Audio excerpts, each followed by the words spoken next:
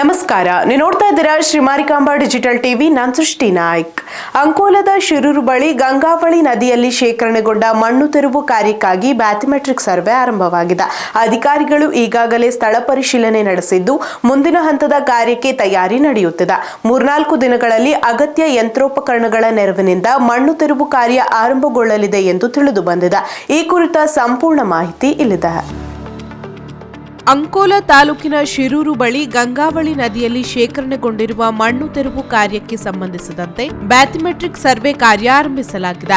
ಈ ಸರ್ವೆ ಕಾರ್ಯದಲ್ಲಿ ಬಂದರು ಇಲಾಖೆಯ ಇಂಜಿನಿಯರ್ ರಾಜ್ಕುಮಾರ್ ಹಾಗೂ ಜಿಲ್ಲಾಧಿಕಾರಿ ಕಚೇರಿಯ ಪ್ರಾಕೃತಿಕ ವಿಕೋಪ ವಿಭಾಗದ ಸಹಾಯಕ ನಿರ್ದೇಶಕ ಪ್ರಶಾಂತ್ ಭಾಗವಹಿಸಿದ್ದರು. ಅಧಿಕಾರಿಗಳು ನದಿ ಪ್ರದೇಶವನ್ನು ಪರಿಶೀಲಿಸಿ ಮುಂದಿನ ಹಂತದ ಕಾರ್ಯಾಚರಣೆಗೆ ಅಗತ್ಯ ತಯಾರಿ ನಡೆಸಿದರು. 2024 ಜುಲೈನಲ್ಲಿ ಸಂಭವಿಸಿದ ಭೀಕರ ಗುಡ್ಡ ಕುಸಿತದ ಬಳಿಕ ಅಪಾರ ಪ್ರಮಾಣದ ಮಣ್ಣು ಮತ್ತು ಕಲ್ಲುಗಳು ಗಂಗಾವಳಿ ನದಿಯ ಒಳಭಾಗದಲ್ಲಿ ಶೇಖರಣೆಗೊಂಡು ದಿಬ್ಬದಂತಾಗಿ ರೂಪುಗೊಂಡಿದ್ದವು. ಈ ಕಾರಣದಿಂದ ನದಿಯ ಹರಿವು ಮತ್ತು ಆಳದ ಅಧ್ಯಯನ ಅಗತ್ಯವಾಗಿದ್ದು ಇದೀಗ ಬ್ಯಾಥಮೆಟ್ರಿಕ್ ಸರ್ವೆ ಕೈಗೊಳ್ಳಲಾಗಿದೆ. ಈ ಸರ್ವೆ ಮೂಲಕ ಸೋನಾರ್, ಜಿಪಿಎಸ್ ಮತ್ತು ಲಿಡಾರ್ ತಂತ್ರಜ್ಞಾನಗಳನ್ನು ಬಳಸಿ ನದಿಯ ತಳಭಾಗದ ನಿಖರ ನಕ್ಷೆ ಸಿದ್ಧಪಡಿಸಲಾಗುತ್ತಿದೆ. ಮುಂದಿನ 3-4 ದಿನಗಳಲ್ಲಿ ಅಗತ್ಯ ಯಂತ್ರೋಪಕರಣಗಳ ನೆರವಿನಿಂದ ಮಣ್ಣು ತೆರವು ಕಾರ್ಯ ಆರಂಭಗೊಳ್ಳಲಿದೆ ಎಂದು ತಿಳಿದು ಬಂದಿದೆ.